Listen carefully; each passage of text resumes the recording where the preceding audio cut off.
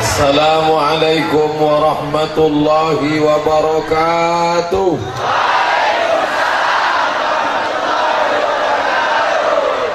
Kullu amrin zibalin, semua amal yang baik walam yubda bihamdillah, kalau tak dimulai dengan alhamdulillah, fahuwa aqta, amal itu putus, tak bernilai di hadapan Allah. Kita tak ingin amal pagi ini putus, maka kita awali dengan alhamdulillahi rabbil alamin. Setiap majlis kalau tidak disebut salawat di dalamnya, maka majlis itu anta najifah, majlis bangkai, busuk dan berbau. Maka kita tak ingin majlis ini menjadi majlis bangkai, kita pun berselawat, Allahumma salli ala Sayyidina Muhammad wa ala ali Sayyidina Muhammad.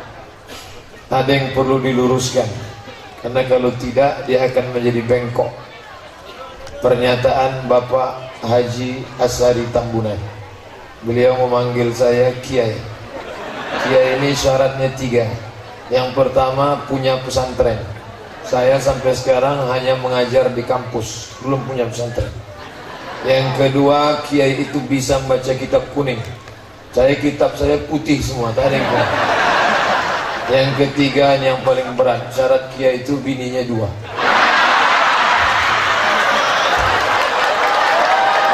Jadi cukup ajalah panggil UAS, Ustadz Abdul Samad. Tapi di bulan 12 nanti berubah menjadi ujian akhir semester. Tapi jangan tuduh saya tegak di depan perempuan karena ingin mencari syarat yang ketiga. Ustadz tuh sudah dijelas dipasang di pagar. Ini kan perempuan, ini laki-laki. Kenapa Ustadz tegak di sini? Kalau saya tegak di sini membelakangi orang-orang tua. Kita dari kecil sudah diajarkan adat istiadat. Kau nanti kalau ada orang tua tak boleh duduk di atas, maka saya tak duduk di kursi. Kalau ada orang tua tak boleh belakang, nanti punggung awak berbisul. Nasihat orang tua itu masuk ke dalam hati. Hari ini kita hormati orang-orang tua kita, pemimpin-pemimpin kita, insyaallah. Mudah-mudahan mereka diberikan taufik hidayah untuk memimpin negeri ini menjadi baldatun thayyibatun wa rabbun ghafur. Amin. Bersama beliau ada pula wakil Bapak Bupati Deli Serdang, yaitu Bapak Tuan Haji Zainuddin Mars.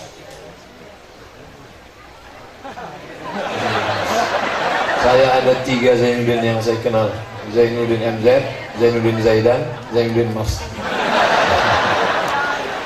Lalu kemudian tadi yang memberi kata sambutan tadi di mimbar, itu namanya Haji Iqbal Syauqi LC. Kenapa beliau titelnya LC? Karena menengok mendung ini cemas deh, lagi cemas. Haji Iqbal Syauqi LC lagi cemas, diteleponnya lah saya, Mat katanya. Dia tak pernah manggil saya Ustaz, Mat aja.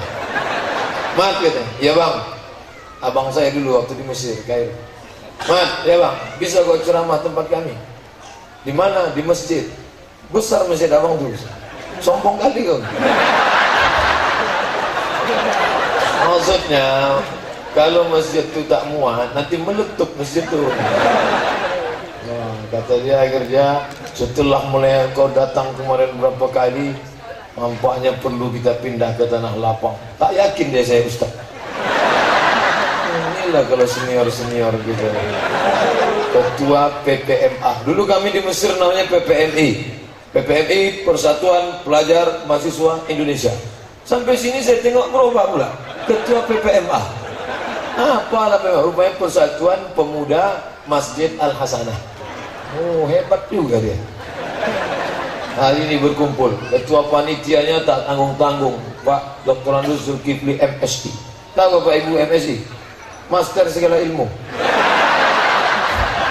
Apa aja ilmu bisa, termasuk ilmu menahan hujat ilmu bisa. Masya Allah, ramainya lah pula jamaah masjid Al-Hasanah ini berkumpul melimpah ruah semuanya. Masya Allah. Kemudian ada bersama kita tokoh pemuda masyarakat Sumatera Utara, Haji Musa Rajek Shah. Kita panggil dengan Bang Ijek. Saya kalau sama orang bapak-bapak ini canggung saya. Pala manggil abang, pala manggil nama kan. Nah, cuman kalau panggil nama kan tak sopan, panggil abang saja. Dan ijek. Hadirin hadirat, alim ulama, cerdik pandai, tokoh masyarakat, encik-encik, puan-puan, tuan-tuan jemputan majelis. Yang besar tak dihimbau gelar, yang kecil tak disebut nama. InsyaAllah kita semua dimuliakan Allah Subhanahu wa ta'ala. Ad-dunya bustan. Dunia ini taman yang indah. Zuyyinat bi arba'ati ashya. Dia akan menjadi taman kalau ada 4 hiasan. Ini bukan hadis Nabi, kata-kata hikmah. Kalau mau menengok taman harus ada 4 hiasan. Hiasan yang pertama adalah bi ilmil ulama, ilmunya para ulama. Maka hari ini saya tidak ulama, saya hanya ustadz biasa, tapi dimuliakan luar biasa. Ketika tadi pas mau berangkat dari masjid, ya dulu, ini pejabat lu, enggak, ustadz dulu. Jarang kita disuruh duluan. Biasanya kalau kita disuruh duluan itu, biasanya kadang sama rombongan kita di belakang. Belakang, bupati depan, gubernur depan, kita belakang. Bahkan kita mau dekat, datang pula Satpol PP. Pak jangan masuk Pak. Aku yang mau ceramah nih. Masuk lagi. Pernah saya acara, ini saya ingat karena paling menyakitkan. Masuk saya ke rumah makan, kata Pak pejabat, Ustadz, nanti Ustadz kalau sampai masuk rumah makan itu duluan. Iyalah, kami menyusul. Ya, masuk saya ke dalam, ke ruang eksekutif, full AC, dilarang merokok. Masuk saya ke dalam. Pas saya duduk datang penjaganya, Pak, ini untuk VVIP gitu. Very important person. Keluarlah saya, karena dibilangnya penting. Dianggapnya saya tak penting. Untung saya orang yang model tak suka merajuk. Kalau sempat saya balik apa tak gagal acaranya. Sombong betul Ustaz. Enggak, bercanda aja. Lalu kemudian saya pun duduk di luar sambil nonton TV. Sudah tak lama sesudah itu datanglah rombongan pejabat begitu masa-masa. Ustaz udah sampai duluan. Iyalah saya bilang. Kenapa tak masuk? Suruhnya aku keluar tadi.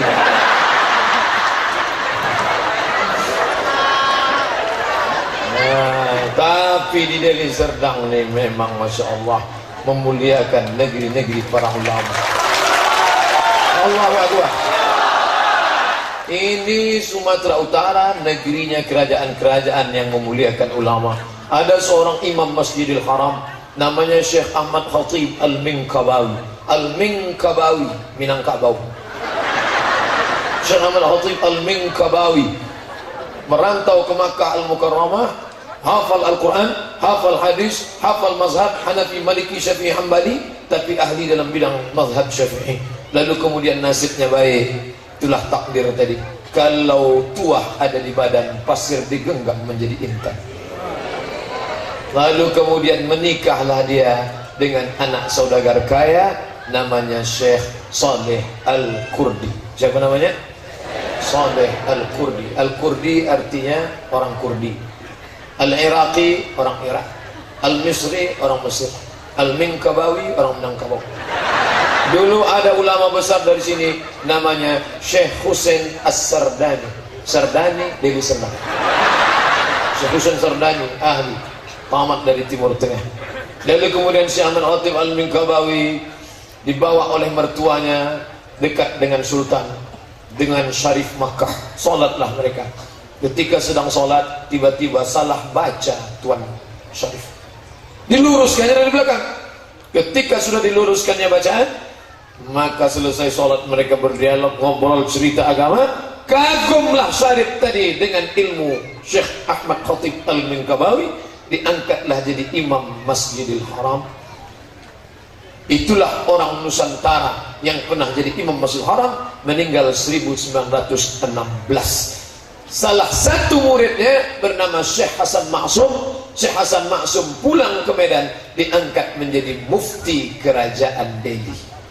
Ini negeri berlevel internasional, bukan tanggung-tanggung. Makanya kalau tanggung-tanggung datang ceramah ke Deli Serdang, ke Medan, luar biasa, ngeri kita. Makanya tertulis itu penceramah Abdul Somad LCMA, penceramah LCMA. Apa artinya? Lagi cemas menghadapi anak-anak Medan, anak Deli Serdang. Lalu Syekh Ahmad Khatib Al-Minkabawi tadi punya murid, tidak hanya Syekh Hasan Maksum, ada satu lagi muridnya datang dari Jombang, Jawa Timur, namanya Syekh Hashim Asy'ari. Syekh Hashim Asy'ari mendirikan ormas, itulah dia Nahdlatul Ulama. Jadi hari ini kalau kita tengok tadi adik-adik kawan-kawan dari Nahdlatul Ulama. Lalu kemudian dia juga punya murid datang dari Bukit Tinggi, namanya Syekh Sulaiman Ar-Rasuli. Syekh Sulaiman Ar-Rasuli pulang ke Bukit Tinggi, mendirikan pesantren Candong, mendirikan ormas namanya PERTI, Persatuan Tarbiyah Islamiyah. Maka ada 3 ormas yang sama, mazhabnya Syafi'i, akidahnya Asy'ari, tasawufnya Al-Ghazali. Di Sumatera Utara Al-Wasliyah, di Sumatera Barat Persatuan Tarbiyah Islamiyah, di Jawa Timur Nahdlatul Ulama. Kunut subuh pakai kunut. Sampai sekarang di Deli Serdang subuh pakai kunut. Alhamdulillah. Yang berkunut, yang tak berkunut tak usah kelahi. Muhammadiyah memang tak berkunut, tapi Muhammadiyah dengan NU masih sama-sama sepakat bahwa sholat subuh. Yang anak muda NU sama anak muda Al-Wasliyah sama anak muda Muhammadiyah berkelahi masalah kunut subuh, berdebat sampai jam 2 malam. Besok dua-duanya tak sembahyang subuh. Tidak ada itu. Maka ulama dihormati, dimuliakan di negeri ini. Tadi saya habis sholat subuh ziarah ke makam Syekh Muhammad Yunus. Syekh Muhammad Yunus di samping Sungai Deli. Nana ada makam Syekh Muhammad Yunus ya. Saya pun ziarah ke situ. Dulu ini berkelahi antara kaum tua sama kaum muda, saling membid'ahkan, saling berkelahi. Datanglah Tuan Guru Arsyad Talib Lubis. Tuan Arsyad Talib Lubis luar biasa. Bahasa Belanda bisa, bahasa Inggris bisa, bahasa Arab cair, bahasa Mandailing, memang belah dia lah. Ditulisnya lah kitab Perbandingan Agama. Maka banyak, luar biasa, kitab itu saya baca. Harus referensinya bahasa Belanda banyak. Perbandingan agama Islam Kristen. Saya punya buku itu, saya simpan sampai di rumah. Datang Ismail Banda, datang Abdurrahman Syihab, datang Tuan Guru Muhammad Arsyad Talib Lubis menghadap Muhammad Yunus. Syekh Muhammad Yunus ditanya, apalah agaknya cocoknya ormas menengok orang sudah banyak berkelahi-kelahi ini. Akhirnya pada tanggal 30 November 1930 dibuatlah yang berkelahi, yang membid'ahkan, yang mengkafirkan balik bersama, saling menyambung hubungan silaturahim. Maka muncullah ormas besar dari Sumatera Utara bernama Al-Jam'iyatul Wasliyah. Diambil dari kata wasala, menyambung. Yang selama ini tak cakapan, sambung balik. Yang selama ini putus hubungan, sambung balik. Maka sebenarnya kita beramai ini tak lain tak bukan adalah menyambung silaturahim. Silatu menempelkan, silatu merapatkan, silatu mengikatkan. Rahim, maaf, rahim kantong janin, tempat anak dalam perut perempuan. Itu namanya rahim. Kalau tak adalah rahim itu, dicampurlah anak itu sama sambal belacan. Karena ada rahim, ada usus. Rahim itulah yang menjaga anak. Tidak ada anak yang lahir melompat kepanasan dari Afrika Utara. Kenapa? Karena rahim tempat paling nyaman, adem, ayem, tentram. Tidak ada anak yang melompat jadi es batu di kutub selatan. Karena beku di bawah 0 derajat. Kenapa? Karena rahim tempat yang paling tenang. Makanya kalau sudah perempuan harus dioperasi, rahimnya harus dibuang. Apa kata dokter? Ibu, rahim harus dibuang karena tidak bisa lagi meleleh air matanya, karena dia tidak akan bisa mengandung anak. Istrinya bersedih, suami pula senyum. Kenapa dia senyum, Pak Ustaz? Tanyalah sama senyum-senyum. Apa niat mereka, mana saya tahu. Nah, ini negerinya para ulama. Maka ulama harus dijaga. Menjaga ulama bukan sekedar menghormati, memuliakan, tapi bangunkan madrasah-madrasah yang akan mencetak para ulama di masa akan datang. Allahu Akbar. Dulu namanya Maktab Tapanuli. Di Maktab Tapanuli itulah banyak dikader ulama-ulama. Tapi kemudian kalau cuma bawa Tapanuli, ini kan multi etnis. Ada orang Jawa, ada orang Batak, ada orang Karo, ada orang Mandailing, ada orang Melayu. Tak cocok kalau cuma bawa Tapanuli, maka maktab Tapanuli berubah menjadi Al-Wasliyah. Cikal bakal embrionya dulu adalah maktab Tapanuli, mesti ada. Ini ulama meninggal, Allah tidak mencabut ilmu intizaan macam mencabut pokok kayu, tidak. Tapi ilmu dicabut dengan apa? Bimautil ulama, matinya ulama, maka tercabut ilmu. Buya Hamka meninggal, sampai sekarang tak tergantikan. Dalam diri Buya Hamka itu paling tidak ada 4. Cara bicaranya Zainuddin MZ, cara tafsirnya pakar tafsir, menulis novelnya Habibur Rahman Al-Shirazi. Buya Hamka ceramahnya bisa, menulis tafsir bisa, dan dia pula politikus, politisi. 4 pribadi dalam diri Buya Hamka. Dia bisa menulis novel, dia bisa berceramah, bisa menulis tafsir, dan dia politikus dari partai masyhur. Sekarang itu punah, musnah, tak tergantikan. Kalau kita bacalah novel Tenggelamnya Kapal Panderwik, Masya Allah, terbayang kita bagaimana Zainuddin meninggalkan Hayati. Oh, apa kata orang? Ustaz Somad, ketika ku baca novel Tenggelamnya Kapal Panderwik, bergoncang rasanya. Rasa-rasanya akulah di dalam kapal itu dipukul ombak. Begitu bukuku tutup, barulah aku sadar, rupanya dalam sudahku. Masuk dia ke dalam hati, tak tergantikan sampai sekarang. Makanya tadi ketika saya tengok anak Bang Iqbal Sauki, dari mulai hotel sampai di jalan sampai di masjid membaca buku, di mobil baca buku, di hotel baca buku. Saya bilang, Bang, anak abang kenapa begitu? Ayahnya begitu, gitu pula anaknya. Memang betul ya Bang, rupanya buah itu tak jatuh tak jauh dari batang kayu. Buah tak akan jauh jatuh dari pokoknya, kecuali kalau buah itu dilarikan burung. Ada kawan saya di Makassar, Sulawesi, dia azam tekad, aku menikah takkan kulihat calon istriku itu. Menikah, jadi gimana kau bisa ketemu sama binimu? Pergi aku bertamu ke rumah orang, kulihat foto suaminya ganteng, bininya cantik, maka ku ambil kesimpulan pasti anaknya cantik. Karena buah tak akan jauh jatuh dari pohonnya, kecuali dilarikan burung. Bapak Ibu yang dimuliakan Allah SWT, maka buatkan pendidikan ulama-ulama. Ada seorang ulama besar pulang dari kota Makkah bernama Syekh Mustafa Hussein, maka nama dia itu yang diambil, Mustafa, menjadi sekolah Mustafawiyah, pesantren tertua, terbesar, terbanyak santrinya sampai saat ini. Apa yang diproduksi di sana? Ulama-ulama besar yang ada di Medan ini. Siapa dia? Ustadz Hafiz Yazid, Ustazul Asatis, tamat dari Purba.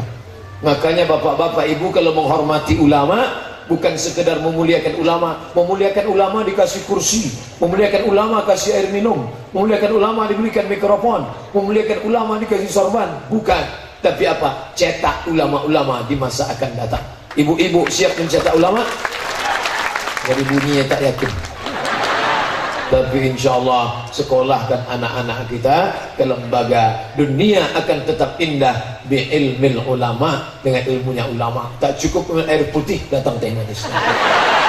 Tak lama lagi kopi ginseng. Maka katakan, nak, aku ingin kau menjadi ulama. Datuk saya dulu berpesan, cucunya lebih 40 orang, semua cucuku ini terserahlah, tapi yang satu ini jangan sekolah umum, ini harus sekolah agama. Ditunjuknya kepala saya, cucuku yang satu ini harus sekolah agama. Makanya saya tidak mendadak ustaz. Ada orang melamar jadi foto model, tak lulus lomba ceramah, menang jadi ustaz. Lihat gitu. Saya memang didesain dari awal, ini harus sekolah agama. Maka saya tak sekolah SD, Ibtidaiyah kelas 1, Ibtidaiyah kelas 2, Ibtidaiyah kelas 3. Kelas 4 muncul masalah, tak bisa baca Latin. Akhirnya pindah ke SD. Habis itu pindah ke Sanawiyah, pindah ke Aliyah, pindah ke Mesir. Jumpa dengan Ustaz Iqbal Sauki. Ini harus. Bagaimana kami mau menyekolahkan anak nih ya? Biaya sekolah agama mahal. Kalau mau dikirim ke Mekah, ke Mesir. Kalau aku hidup, aku yang akan membiayai kuliah dia nanti. Tapi kalau aku mati, ini pokok kelapa 2 hektar akan membiayai sekolahnya. Bercita-cita ingin mencetak seorang yang paham agama, Mungkin untuk ulama jauh. Jangan katakan Ustaz Abdul Somad ulama, jangan katakan kiai, jangan katakan buya. Ustaz aja lah dulu. Nanti mungkin panjang umur, sehat badan. Yang penting anak cucuku bisa tahu Quran, bisa tahu halal haram makruh dengan cucuku yang satu ini. Kalau panjang umurku, aku membiayai dia. Tapi kalau aku mati, maka ini pokok kelapa membiayai sekolah dia. Untung tak dapat diraih, malang tak dapat ditolak. Atuk saya meninggal, pokok kelapa itu pun mati. Tidak pernah seperak pun batang kelapa itu membiayai kuliah saya. Tapi akhirnya Allah membalas. Dijanjikan Allah, siapa yang bersedekah lillahi ta'ala, maka dijanjikan Allah subhanahu wa ta'ala. S1 saya selesai, dapat beasiswa Al-Azhar, dapat tiket pulang, dapat asrama tanpa keluar duit seperak haram tadi. Selesai. Habis itu S2 saya dapat dari Maroko, yang memberi saya beasiswa, nama lembaganya AMCI, Agence Marocaine Coopération Internationale. Tidak ada biaya sama sekali. Lama saya merenung, padahal saya tak pintar, padahal saya tak cerdas, biasa saja. Waktu SD saya ranking 16. Makanya waktu keponakan saya sedih. Kenapa kau sedih? Aku ranking 2 wak, senang aja. Aku 16 dulu lah. Bisa saya kuliah ke Mesir, bisa saya kuliah ke Maroko, tapi jangan ini menjadi 16 saja lah, jangan. Apa yang dimuliakan Allah subhanahu wa ta'ala, maka dunia akan indah bi'ilmil ulama. Datangi pengajian ulama. Tadi malam kita berkumpul dengan para ulama habaib. Ada namanya ulama Ustadz Mufti, tamat dari Yaman. Katanya dia punya majelis-majelis. Hadiri majelisnya. Di sini ada pula pengajian Ustadz Hafiz Yazid, punya kelompok kajian Al-Ittihad. Hadiri pengajian-pengajian. Ada pula Al-Mukarram Kiai Haji Zulfikar Hajar, itu syekh senior kami di Mesir. Hadiri pengajiannya. Ada pula langsung murid dari Makkah, yaitu Tuan Guru Kiai Haji Ali Akbar. Hadiri pengajian-pengajian. Pokoknya apapun pengajian, datang, duduk, dengar, diam. Ngantuk-ngantuk sedikit diampunkan Allah SWT. Yang dimuliakan Allah Subhanahu wa ta'ala. Saya tak menduga tadi pentas tenda sebesar ini akan penuh, melimpah ruah. Yang di luar tenda, yang tak duduk, yang tegak, yang kena panas matahari, itu pahalanya 2 kali lipat daripada yang lain. Maka siapa yang mau dapat 2 kali lipat, pindahlah dia. Biar masuk dalam. Ini semua ini hanyalah karena kecintaan kepada Nabi Muhammad sallallahu alaihi wasallam. Kenapa masih ada orang yang mau mendengar ceramah? Kenapa masih ada orang yang mau mendengar tausiah? Ini bukan pentas dangdut. Kalau dangdut ramai biasa, tapi pengajian seramai ini luar biasa. Kenapa? Karena dulu ini dididik oleh para ulama. Saya memang beberapa hari di Medan itu memang terkejut batinnya. Kenapa terkejut? Asal keluar majamah ini menarik-narik. Ditarik. Kalau laki-laki narik itu apa? Perempuan-perempuan ini. Tapi alhamdulillahnya beberapa hari ini dari mulai Jumat, Sabtu, Ahad yang menarik itu nenek-nenek aja semua. Dari pagi ditariknya tangan saya. Ustaz Somad. Begitu ada jamaah yang menghalang, jangan, tak boleh. Parah kali kalian itu. Masya Allah, itu bahasa orang Medan biasa. Dia tidak minta, kalau tempat lain kan, Ustaz dipersilakan. Ya, mainkan Ustaz, mainkan. Ya, itu bahasa orang Medan. Nah, tapi kita udah sama-sama paham itu. Jadi waktu di Mesir dulu kan macam-macam mahasiswa tuh. Ada yang dari Jawa, ada yang dari Sulawesi. Bertamulah anak-anak dari Jawa ke rumah kawan Medan. Udah disiapkannya masak, dipanggil kan, makan. Tengok anak Jawa ini ketakutan. Kenapa kan takut pulang? Ini Medan memang biasa begini. Dia tuh baik itu, saya bilang. Udah makan itu. Kalau mereka kan enggak, makan mas. Kalau kaki dia dipijat, tolong ya mas. Mas ini kan juga, apa kaki kau ini? Itu biasa. Itu kan bahasa saja. Tapi yang penting hatinya. Kalau mau menengok gimana hati orang Medan, orang dari Serdang, inilah hati-hati yang tulus, yang ikhlas. Yang biasa. Baik yang dimuliakan Allah Subhanahu wa taala, Kenapa kita hari ini masih Islam? Itu karena ulama. Tapi ulama ini akan dihabisi kalau pemimpin tidak cinta pada ulama. Betul? Maka ke depan pilihlah pemimpin yang cinta pada ulama. Ketika kita ambil paku, kita cucuk biji mata orang yang mau kita pilih. Itu bukan sekedar mencucuk biji mata, lubang hidung telinga.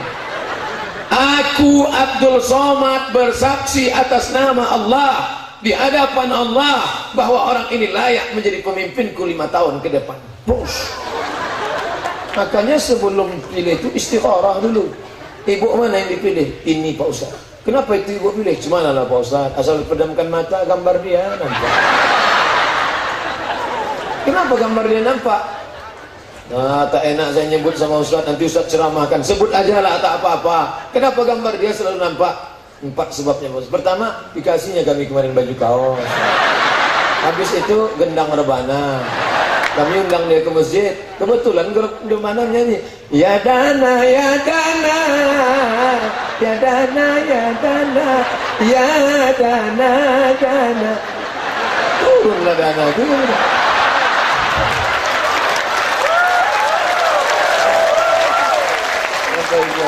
Ini tak ada rebana. Tak ada. Aku suka rebana ni bang. Cuman kadang backing vokal ni tak sesuai. Maksudnya kalau sudah ya Dana tu do sokong lah, ini tak. Ya Dana ya la la la la la la la. La la tu kan tidak arti. Penyanyi minta backing vokal tak, tidak. Ya kan aja lah. Apa lepayahnya? Na na na na na na na. Nah, dia akan datang perlu. Ibu-ibu masih ada rebana lagi. Saya dulu asalkan mak saya pergi undangan kenduri, undangan walimah, undangan akikah, ikut saja. Makanya banyak saya hafal lagu nasyid. Kenapa? Karena bukan saya hobi nasyidnya, itu enggak. Pulut kuning sama ayam panggang. Dari Padang Arafah terus ke Musdalifah, bermalam di Mina, melontar 3 jumrah. Nur Asia Jamil. Kita ingat tidak? Hidup ini bagai lampu dinding yang dinyalakan di malam hari. Apabila minyak sudahlah kering, lampu pun akan padam sendiri. Itu lagu nasyid orang dulu. Sekarang anak-anak tak lagi ada kenal lagu nasyid. Apalagi keong racun kicinggan. Selimut putih itu yang menyusunnya ulama dari Medan, Sumatera Utara. Siapa namanya? Syekh Muhammad Ghazali. Syekh Muhammad Ghazali menyusun syair, dibuatkan olah vokalnya, maka lahirlah ada dulu namanya Profesor Ahmad Baki. Betul? Maka lagu-lagu religi, sekarang kita kehilangan lagu religi. Hilang, rebana tergeser oleh keyboard tunggal. Lagu. Dulu anak-anak tahu sopan santun tata krama, cium tangan Ustaz. Kenapa? Karena orang tuanya menyanyikan lagu dodoi si dodoi, mengayun anak. Dulu begitu, sekarang enggak. Anak-anak muda jumpa sama Ustaz, apa kabar Ustaz? Sehat? Lagu metal lah di bawahnya. Oleh sebab itu maka dunia akan indah dengan apa? Bi'ilmil ulama. Tapi sekarang tempat mencetak ulama tu nasibnya bagaikan kerakap tumbuh di batu, hidup segan mati tak mau. Ujung tombak pendidikan Islam sekarang MDA. Di Deli Serdang masih MDA namanya? Madrasah Ibtidaiyah MDA. Bagaimana gaji guru MDA sekarang? Saya tak tahu di Medan, tak tahu di Sedang, tak tahu Sumatera Utara. Tapi yang jelas sebagian besar gaji guru MDA 300.000 sebulan, gajiannya 3 bulan sekali, disunat masalah. Bagaimana mau bangkit? Ustadz ceramah tak selesai ceramah. Mari sekolahkan anak kita, mari bantu MDA, tak selesai. Tapi kalau ada orang punya kekuasaan, dia tak ceramah, cukup dengan tanda tangan. Asal ke atas 2M, asal ke bawah 20.000 lagi.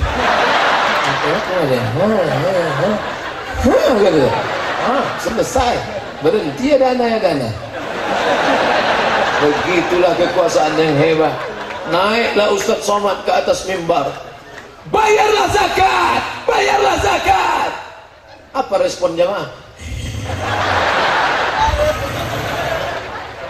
Apa yang kau dengar dari khutbah Ustaz itu tadi? Kata dia, takwalah kepada Allah. Bukan ingat dia pesan zakat itu.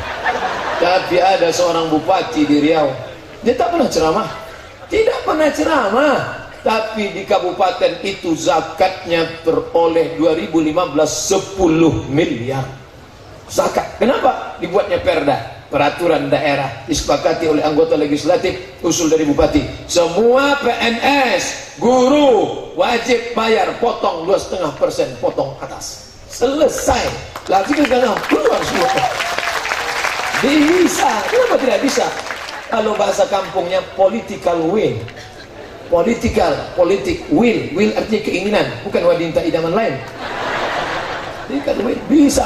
Makanya cerita tentang ada kabupaten di Riau ada zakatnya 10M, saya bawa sampai ke Aceh. Diundang saya ceramah ke Aceh, mau labuh, Aceh Barat. Ceramahlah saya.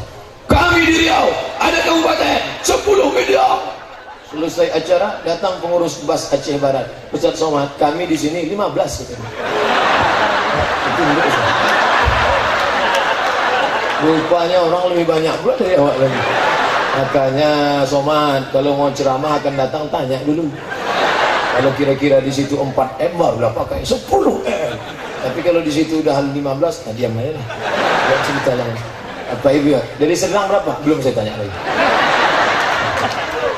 Insya Allah Provinsi Sumatera Utara penduduknya lebih kurang 10 juta orang, maka itu luar biasa ke depan zakat ini.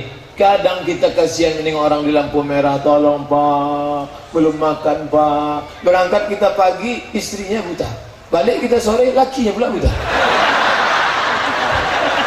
Ganti-ganti. Pakai sip-sipan orang. Itu bisa selesai. Keluarlah perda, yang memberi sedekah dan yang diberi akan ditangkap. Tak selesai. Dinas sosial kan ada. Kenapa tak ditangkap? Bawakan truk satu, bawa skop, masukkan. Kalau memang betul dia susah, buatkan rusunawa untuk orang-orang susah, subsidi, bantu. Tapi kalau dia pura-pura susah, buat pelatihan. Bisa, kenapa tidak? Betul apa tidak? Yang betul. Asal ada yang bilang tidak, turun saya. Macamlah. Apa yang dimuliakan Allah Subhanahu wa taala, yang pertama adalah bi'ilmil ulama, ilmunya ulama. Dah habis 40 menit. Cepat betul waktu di Deli Serdang. Tadi saya mulai ceramah jam 9, baru bahas satu udah jam 9.45. Dah, sekarang masuk yang kedua. Apa dia? Bi'adlil umara. Dunia akan indah kalau ada pemimpin yang adil. Oleh sebab itu tadi subuh saya berdoa, setiap khutbah Jumat saya berdoa, Allahumma rzuqna imaman adila. Berikan kami pemimpin yang adil ya Allah. Amin. Amin. Kalau adalah pemimpin yang adil, tenang kita. Tenang. Kenapa hari ini dibuat tablik akbar? Karena pemimpinnya suka dengar ceramah, mewakafkan tanah, membuat masjid. Coba kalau pemimpin tak suka pengajian, diundangnya satu di bor. Siapa nama? Nanti saya sebut viral pula. Payah yang ceramah, bisa caci maki ya. Saya tak apa-apa, jamaah yang sakit hati. Aku tak tahan menengok Ustaz caci maki ini. Rasanya mau ku tembak di kepalanya. Ustaz kenapa tak marah? Sabar, tak usah marah. Ustaz tak marah? Tidak, saya bilang. Kenapa Ustaz tak marah? Tak pernah aku baca. Ambil baca, habiskan waktu. Posting satu tabayun, klarifikasi. Dah, jangan habis waktu gara-gara ini. Mau ngamuk marah, dibanting api. Wah. Besok makin pusing mencuri HP baru. Bapak Ibu yang dimuliakan Allah, maka pemimpin yang adil ini kita cari. One man, one vote. Satu orang, satu suara. Dalam dunia demokrasi tak ada beda suara profesor, doktor, S3 dengan orang yang tak sekolah. Mohon maaf, yang tak sekolah jangan tersinggung. Sama semuanya. Kenapa? Karena one man, one vote. Ini bapak-bapak ibu yang sudah mapan, yang sudah ngaji, yang sudah tablik akbar. Kalau ada orang mau membeli suara 50.000, disebarnya duit serangan massal 50.000, pilih aku. Ada yang mau milih? Mana mau dia 50.000? Nah, kalau 500 tidak. 5 juta, istiqoroh aku dulu. maka itu persaksian kita di hadapan Allah. Pemimpin di negeri kita ini kita yang memilih. 2018 bupati, gubernur, wali kota, 2019 presiden dan legislatif. Itu tanggung jawab kita ke depan luar biasa. Ala adullukum ala akbaril kabair. Maukah kalian kutunjukkan dosa terbesar di antara dosa besar? Pertama, syirik. Masih ada syirik? Alhamdulillah tak ada syirik. Apa syirik itu Pak Ustaz? Saya bawa jamaah haji. Ustaz Somad, tolong bawakan ke toko batu cincin. Loh lah. Sampai ke toko saya tunjukkan batu kecil 1 rial, dia tak beli. Batu besar sebesar telur angsa, dia tak beli. Mau cari batu apa? Yang melariskan dagangan ada Pak Ustaz.